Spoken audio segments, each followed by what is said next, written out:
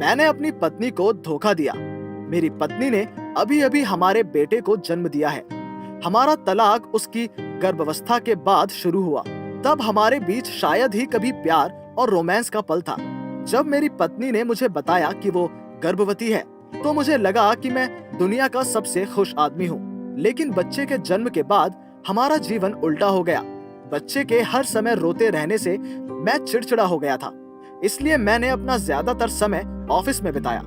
मैं और मेरी पत्नी शायद ही कभी एक दूसरे से प्यार करते थे। जब से हमारा बच्चा हुआ, तब से वो पहले वाली महिला नहीं रही। वो पहले जैसी खूबसूरत नहीं रही और वो हमेशा परेशान और थकी हुई रहती थी। मैंने घर से दूर रहने के लिए ऑफिस में ओवरटाइम काम किया। जल्द ही मैं अपने एक सहयोगी के साथ रिलेशनशिप में आ गया। वो सुंदर थी और मुझे उसका प्यार और देखभाल महसूस हुआ। ज्यादातर रातें मैं ऑफिस से उसके घर पैदल ही चला जाता था। मैंने उस रात अपनी पत्नी को समय नहीं दिया। उसने मुझे फोन किया और बताया कि वो अपने पिता के घर जा रही है। मुझे अपने बेटे की देखभाल तब तक करनी है जब तक वो वापस नहीं आ जाती।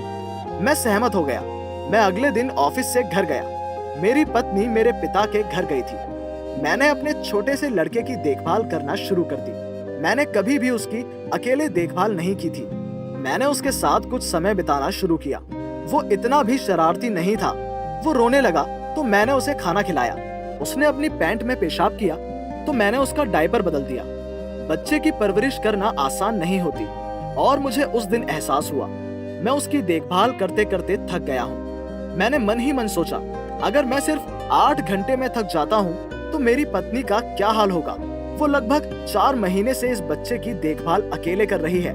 वो हमेशा ऊबी हुई और थकी हुई लगती है और अब मुझे पता है कि क्यों उसने मुझे शायद ही कभी समय दिया, क्योंकि वो थक जाती थी। उसने अपना ख्याल रखना बंद कर दिया क्योंकि वो हमारे बच्चों की देखभाल करने में बहुत ज्यादा व्यस्त थी।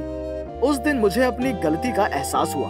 मैं 4 घंटे तक अपने बच्चे की देखभाल करता रहा। इससे मेरी आंखें खुल गईं। इससे मुझे एहसास हुआ कि पिछले 4 महीने में मैंने अपनी पत्नी के साथ क्या गलत किया है।